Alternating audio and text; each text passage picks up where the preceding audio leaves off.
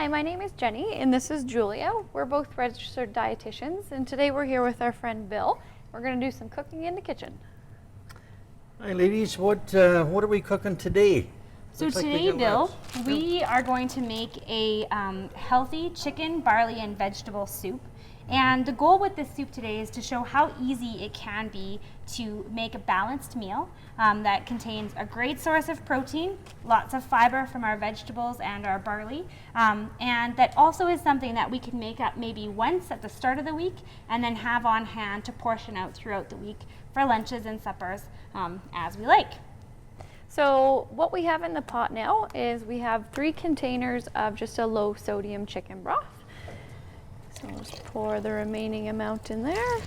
So that's going to give us about 3 liters, and this is going to be for a soup that will serve 4 to 6 servings or so. So first off, what we would do is we'll get that at a rolling boil, nice and heated up, and then we're going to add our barley. And so we've got 1 cup of barley here, and that can just go straight in as it is.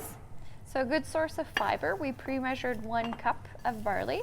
For anybody who doesn't want to use barley, you can always substitute for another grain option. So maybe like a high fiber rice or a quinoa instead. Brown, wild rice, quinoa, or even a blend. And then we're going to pull a little cheat here. I'm going to put in half a cup of these onion flakes. And so normally we would spend a lot of time and energy at the counter, maybe a couple of tears on something like this. And we've just kind of cut down our prep time quite significantly by throwing in those onion flakes there. So next up we have here our vegetables. So we've got our nicely diced carrots. Sorry, Bill. That's a little all bit right. of splash going on there. No problem. And our celery. So we just used 2 carrots and 2 stalks of celery for this.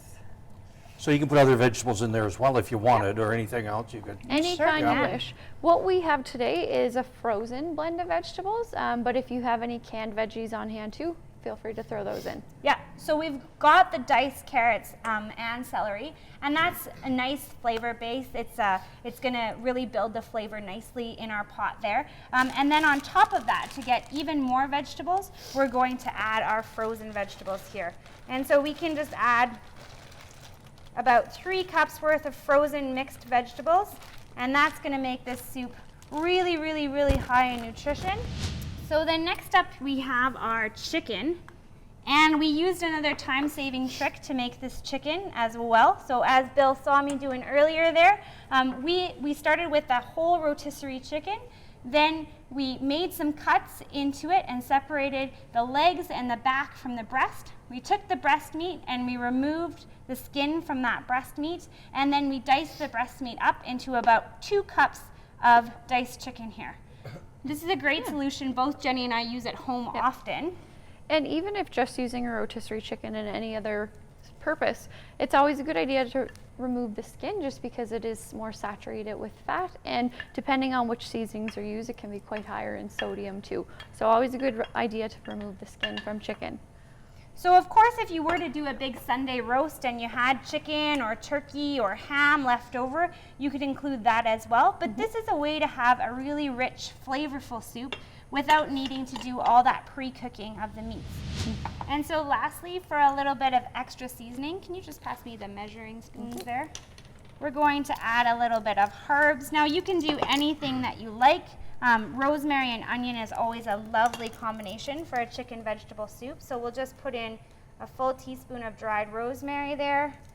And depending on your tastes and your flavors, this is quite a simple soup, and we've done it that way on purpose to show how simple it can be. But if you prefer other seasonings, you can add a lot of other herbs and spices without needing a whole ton of salt and pepper. And so whenever we can cut down on the amount of salt that we're adding to soups by making them at home and by limiting the amount of salt we need for seasoning, what that'll mean is that we've made a low sodium option for ourselves versus something that we would find in a store or in a can. Oh, my pepper is a little bit stiff. There we go. And we'll put nice and lots of pepper in there to get that nice bold flavor. So then we just allow this to boil up. And how do I tell it's done? Well, when that barley at the bottom of the pot there, I'm just trying to pull some up for us to see. When those little bits of barley have turned nice and soft, then we'll know that it's ready. Now we've made a nice healthy soup, and when we balance that meal out, we could serve it with, for example, some whole grain toast in order to get a healthy That balanced meal. smells very good too. Yeah. Oh, And yeah. another thing I do is I often make this in my crock pot at home, so I let it simmer for a few hours, and it really picks up those nice flavors.